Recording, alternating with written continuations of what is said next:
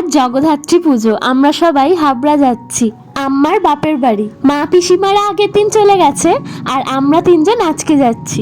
ওখানে গেলে তো ভ্যানে চড়াটা কম্পালসারি। স্টেশন থেকে আমরা বাড়ি অবধি ভ্যানে গেছি, গিয়ে দেখলাম ঠাকুর মশাই এসে গেছে, পুজো শুরু হয়ে গেছে। ইনি হচ্ছে আমার কাকাতো ভাই, মানে আমার দাদু।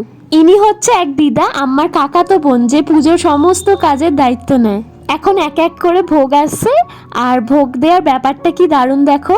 আসন পেতে মাকে আর শিব ঠাকুরকে খেতে দেওয়া হয়। এখন আসলো সপ্তমীর ভোগ।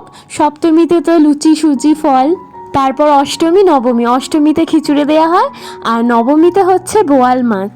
আমাদের জগদ্ধাত্রী মা আবার বোয়াল মাছ খেতে খুব ভালোবাসে। আগে তো এখানে পাঠা বলিও হতো, তো এখন সেটা বন্ধ করে দিয়ে মাকে মাছ দেওয়া হয়। এই যে এখানে রান্না হচ্ছে, ভোগের রান্নাঘর। সব দিদারা এখানে রান্না করে, আমার কাকাতো বোন, নিজের বোন। ভোগের দায়িত্ব এই দিদাদেরই থাকে, সবাই সবার কাজ ভাগ করে নিয়েছে। আর একটা মজার জিনিস হলো, ওখানে একজন মাকে দেওয়ার জন্য এই দারুণ সুন্দর পদ্ম ফুলটা এনেছিল, ভাবলাম তোমাদের সাথে শেয়ার করি।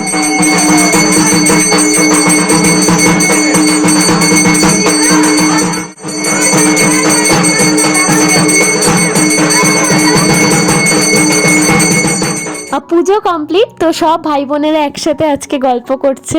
এই একটা দিনই সবাই একসাথে হয়।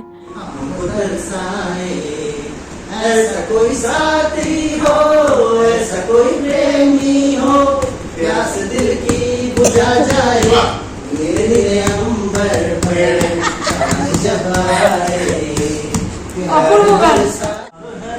लिरिक्स अब लिरिक्स की बोलो। इसके बदले में कोई बाकी बेकार है यार मेरे, ओ यार मेरे।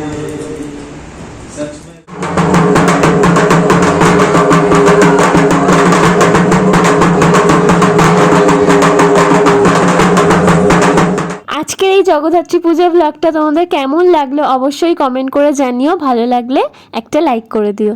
আমরা এরকম সবাই একসাথে আবার ট্রেনে করে চলে এলাম বাড়ি।